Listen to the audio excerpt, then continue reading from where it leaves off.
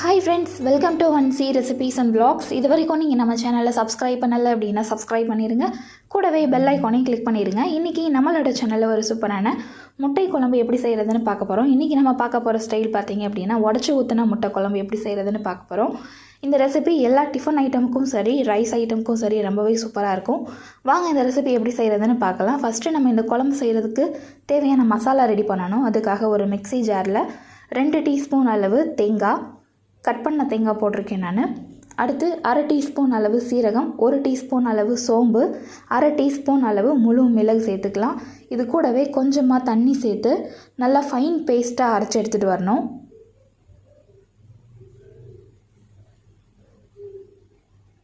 இப்போ நம்மளோட மசாலா சூப்பராக ரெடி ஆயிடுச்சு. இந்த மாதிரி நல்லா ஸ்மூத் பேஸ்ட்டாக அரைச்சி எடுத்துக்கோங்க.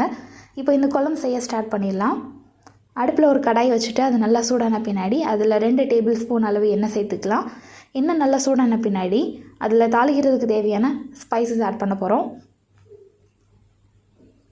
2 பிரியாணி இலை, அது இந்த மாதிரி நல்லா பிச்சு போடுங்க. பிச்சு போடுறதுனால நல்ல ஃப்ளேவராக இருக்கும்.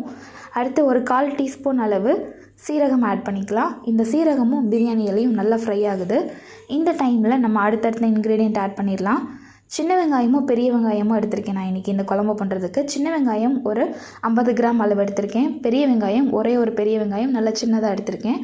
அது ரெண்டையும் நல்லா ஃபைனாக சாப் பண்ணி போட்டிருக்கேன். ஃபைனாக கட் பண்ணி போடுறதுனால அது வதங்க அது நல்லா அந்த குழம்போட நல்லா ஒட்டிடும். அந்த வெங்காயம் போட்டதே தெரியாது, அந்த மாதிரி ஒட்டி போயிடும். இப்போது வெங்காயத்தோட கலர் லைட்டாக மாறி இருக்குது. இந்த டைமில் 1/2 டீஸ்பூன் அளவு இஞ்சி பூண்டு பேஸ்ட் ஆட் பண்ணிக்கலாம். இன்றைக்கி நான் இஞ்சி பூண்டை இடித்து போட்டிருக்கேன். பேஸ்ட்டை அரைச்சி போடுறதுக்கு பதிலாக அந்த மாதிரி இடித்து சேர்க்குறதுனால அதோடய ஃப்ளேவர் நல்லாயிருக்கும். இப்போ இஞ்சி பூண்டோட பச்சை ஸ்மெல் போகிற வரைக்கும் நல்லா வதக்கி விட்டுடலாம்.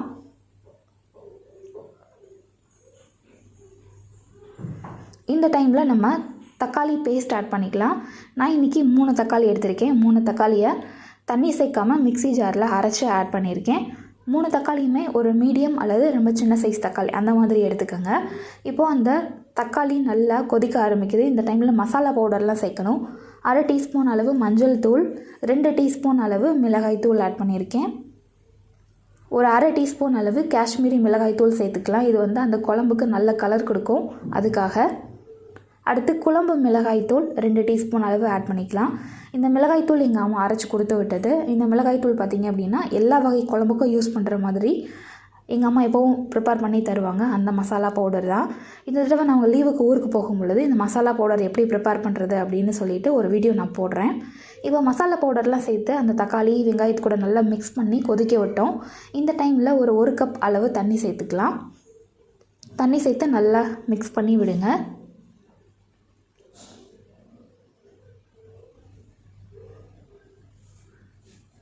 இப்போ இந்த டைமில் நம்ம தேங்காய், சீரகம், சோம்புலாம் போட்டு ஒரு மசாலா ரெடி பண்ணோம் பார்த்தீங்களா, அந்த மசாலா சேர்த்துக்கலாம்.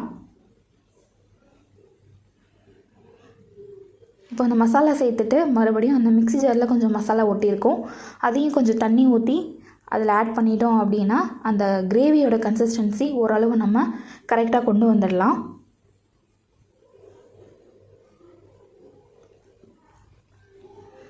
எக்ஸ்ட்ரா 1 கப் தண்ணி ஆட் பண்ணியிருக்கு. மொத்தம் 2 கப் அளவு தண்ணி ஆட் பண்ணியிருக்கோம். இப்போ அந்த தேங்காய் பேஸ்ட் ஆட் பண்ண பின்னாடி அதையும் நல்லா மிக்ஸ் பண்ணி விட்டுறலாம். இந்த அளவு குழம்பு பார்த்திங்க அப்படின்னா ஒரு 3 பேர் அல்லது 2 பேர் இருக்கிற ஃபேமிலிக்கு 2 நேரத்துக்கு வரும். இப்போ இந்த குழம்புக்கு தேவையான அளவு உப்பு சேர்த்துக்கலாம். உப்பு சேர்த்துட்டு நல்லா கலந்து விடுங்க. நல்லா கொதிக்கட்டும். அந்த மசாலாவோட பச்சை ஸ்மெல் எல்லாம் போகிற வரைக்கும் நல்லா கொதிக்கட்டும். முட்டை சேர்த்த பின்னாடி ரொம்ப கொதிக்க விடக்கூடாது. அதனால் ஓரளவு நல்லா பச்சை ஸ்மெல் போகிற வரைக்கும் நல்லா கொதிச்ச பின்னாடி தான் நம்ம முட்டை சேர்க்கணும். இப்போ கொஞ்சமாக கருவேப்பிலை ஆட் பண்ணியிருக்கேன். கருவேப்பிலை ஆட் பண்ணிவிட்டு மறுபடியும் நல்லா மிக்ஸ் பண்ணி விட்டுடலாம்.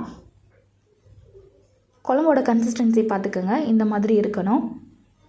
ரொம்ப திக்காகவும் இல்லாமல் ரொம்ப தண்ணியாகவும் இல்லாமல் அந்த மாதிரி ஒரு கன்சிஸ்டன்சி இருக்கணும். இப்போ நம்மளோட குழம்பு நல்லா கொதிக்குது. அதோட மசாலா எல்லாம் ராஸ்மெல் எல்லாம் போயிருக்கும். இந்த டைமில் நம்ம முட்டையை உடச்சி ஊற்றிடலாம். நான் இன்றைக்கி 5 முட்டை எடுத்திருக்கேன். முட்டையை டைரெக்டாக அந்த குழம்புல உடச்சி ஊற்றணும். கொஞ்சம் ஸ்பேஸ் விட்டு உடச்சி ஊற்றுங்க. பக்கத்தில் ஊற்றக்கூடாது. ஸ்லோவாக அந்த மாதிரி உடச்சி ஊற்றிட்டு ஒரு ஃபியூ மினிட்ஸ் வெயிட் பண்ணி அதுக்கடுத்து தான் அதை திருப்பி போடணும். இந்த முட்டை குழம்பு டேஸ்ட்டே ரொம்பவே டிஃப்ரெண்ட்டாக இருக்கும். கண்டிப்பாக ட்ரை பண்ணி பாருங்கள். இது எங்களுக்கு ரொம்ப பிடிச்ச குழம்புன்னு சொல்லலாம். இப்போ மொத்தம் 4 முட்டை சேர்த்துருக்கு. இன்னும் 1 முட்டை சேர்க்கணும். மொத்தம் 5 முட்டை கணக்குக்கு நான் இன்றைக்கி இந்த கிரேவி பண்ண போகிறேன். சென்டரில் ஒரு எக் உடச்சி ஊற்றிடலாம். இப்போது எக்கு எல்லாம் சேர்த்தாச்சு. உடனே நம்ம திருப்பி போடக்கூடாது. ஒரு ஃபியூ மினிட்ஸ், ஒரு 2 to 3 மினிட்ஸ் வரைக்கும் வெயிட் பண்ணிவிட்டு அதுக்கடுத்து தான் திருப்பி போடணும். இப்போ ஒரு 2 to 3 மினிட்ஸ் ஆகிருக்கு. இந்த டைமில் நம்ம எக்கை லைட்டாக திருப்பி விடலாம். அந்த எக்கு வந்து போட்ட உடனே அடியில் போயிடும். அதனால் அடியில் ஹீட் அதிகமாக வந்துட்டுருக்கு இல்லையா, அதனால் அடி பிடிக்கும். அந்த பேனோட ஒட்டுறதுக்கு வாய்ப்பு இருக்குது. அதனால் இந்த மாதிரி சின்ன ஸ்பூன் வச்சு லைட்டாக எடுத்து விட்டிங்க அப்படின்னா அந்த பேனில் ஒட்டாமல் வரும்.